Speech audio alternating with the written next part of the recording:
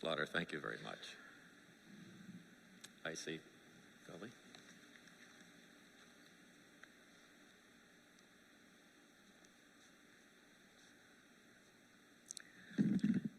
I don't know why they did this to me. They set me up with all the tears and the emotions.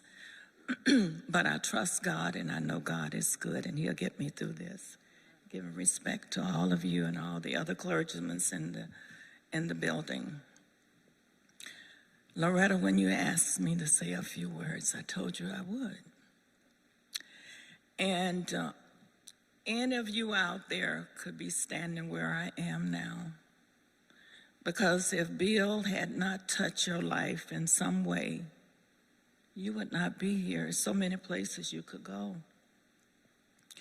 I think in this world today, what we really need is love and more love, and to look for the common threads that bind us, not take us apart.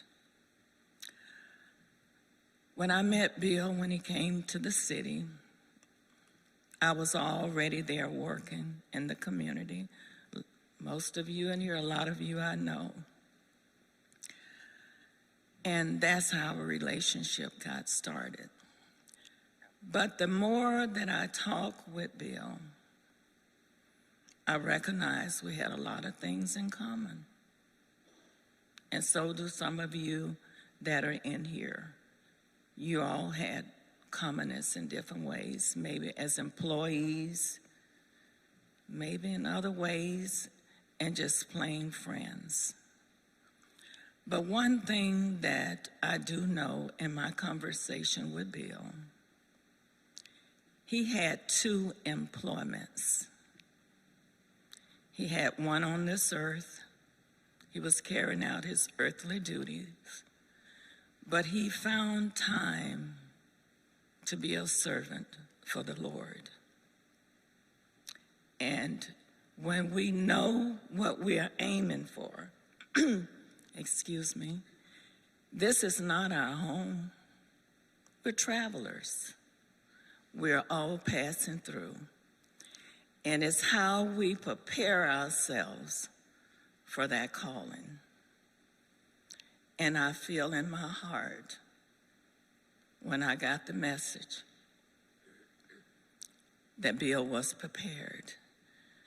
And I think the mayor told me when they took eyes off each other at the golf range, Bill said he had to go get on a call. But guess what? We don't know, but we do know this. God called him. We don't know what his last conversation was and who it was with. And guess what? We're going to get a call one day too. So we need to prepare ourselves and do what we can while we can. The things that I remember so much about Bill, he was always professional. And one thing I remember, you know, I was just a little, what you call a little peon, because I was a reservist in the military for 22 and a half years.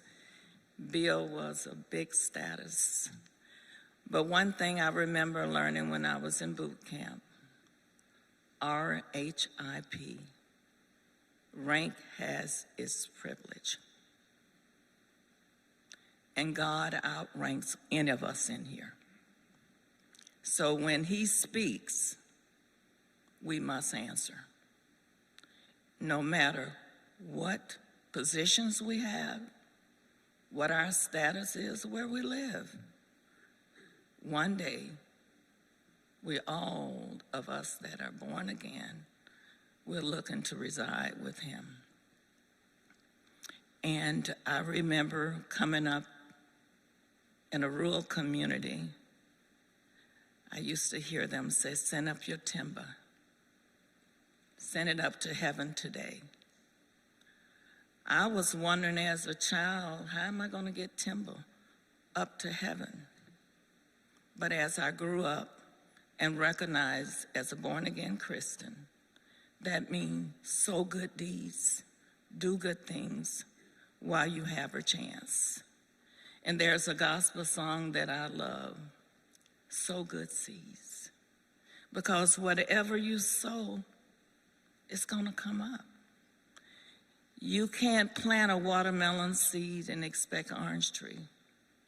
Whatever you sow, that you will also reap. And I do know that Bill was approachable. In life, not all the time we can do everything someone asked of us.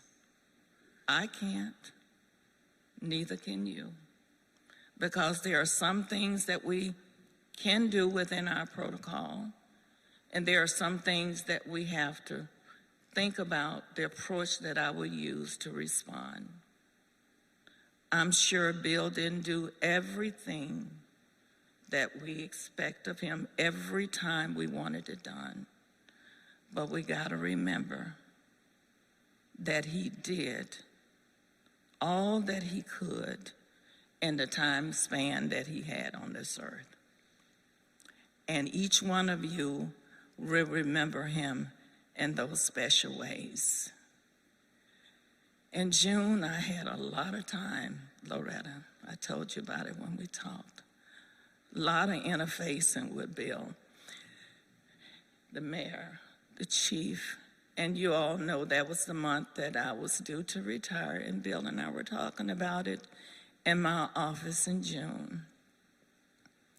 And he said, I was supposed to be out of here, and he told me what month, and I think it could have been June like mine. And then he said, but I know for sure I'll be out of here in September. He saw something we didn't see. You know, because I'm thinking, you know, sure, he exit this role as city manager, but he saw something we didn't see. And I remember my pastor saying one time, we all stand in the checkout lane. Some of us gonna get there to cash in and to pay what we owe sooner. He was in that checkout lane, and we are left in that lane. So that means take the days that we have now to do good things. You don't have to love me, but you can't get to heaven without loving me. So think about it in that way. You have to love everybody. It doesn't mean you have to be to their house every day to be a friend. Just pray for them. Give them a phone call. Encourage someone. Because if ever we needed it, as adults we need it. And we need it, the young people need it.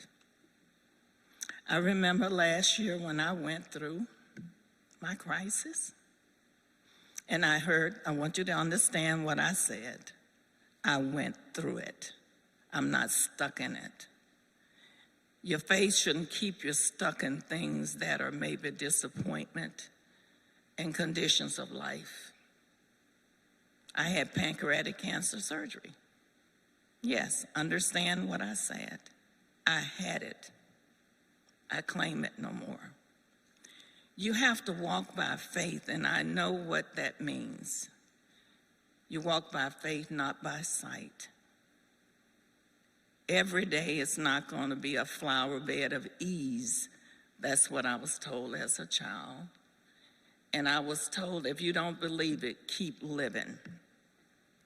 So I'm sure some of us have had disappointment. There are some friends that you may have now that you didn't know you were going to get at this time in life, like arthritis,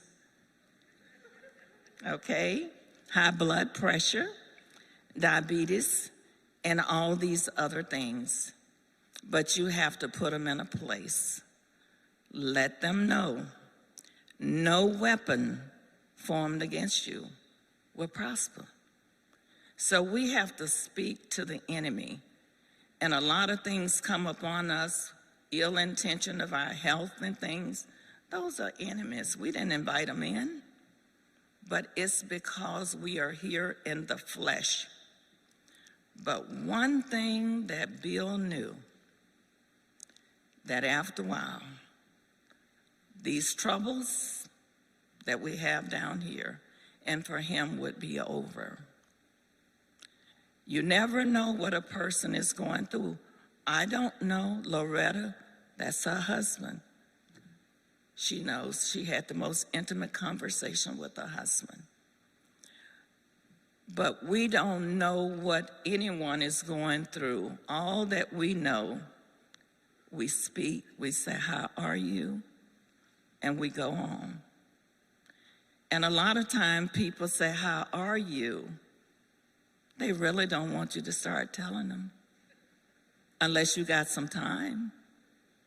Because that's one thing I practice at work, and I'm going to be very short. A friend of mine told me years ago, say if you're a manager, a supervisor, and you walk in the door and you say, "Oh my God, my head hurting me so bad, I don't know why I didn't stay home." By the time you get it out of your mouth as the boss, one of your employees is gonna say, "My foot hurting, I don't know." And in a few minutes, you got a whole sick staff. Okay? So sometimes people keep things on the inside. They don't mean that they don't need you to pray for them, but you don't have to know everything about a person to pray for them. And I know Bill was praying for me many times. One thing that I had, like many of you here, he was approachable. All you had to do is say, "I need to speak to you." He was approachable. I see many of you out here that Muhammad and some more of you that work very close with Bill. I'm not the only one. But one thing that I will remember in my video, Loretta, I sent you a copy too. Bill talked more in that video, my retirement video. It's just so refreshing to go back. And I said that to say this.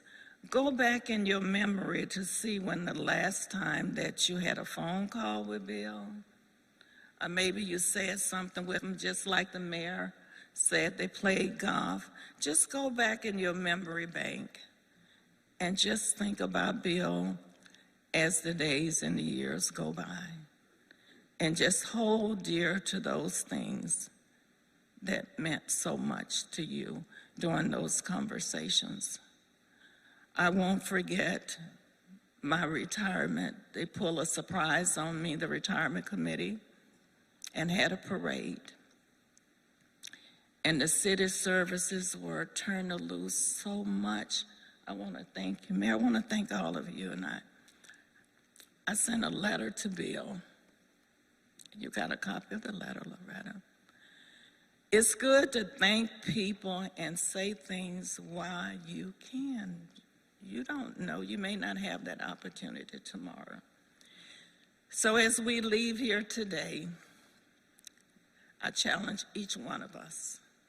Tell somebody that you love them, because we are in here, but we're not promised that we'll see them again. I love you, Loretta. I love all of you. God bless you. And let's keep Bill's dream alive and love, peace, and harmony the best we can. God bless you.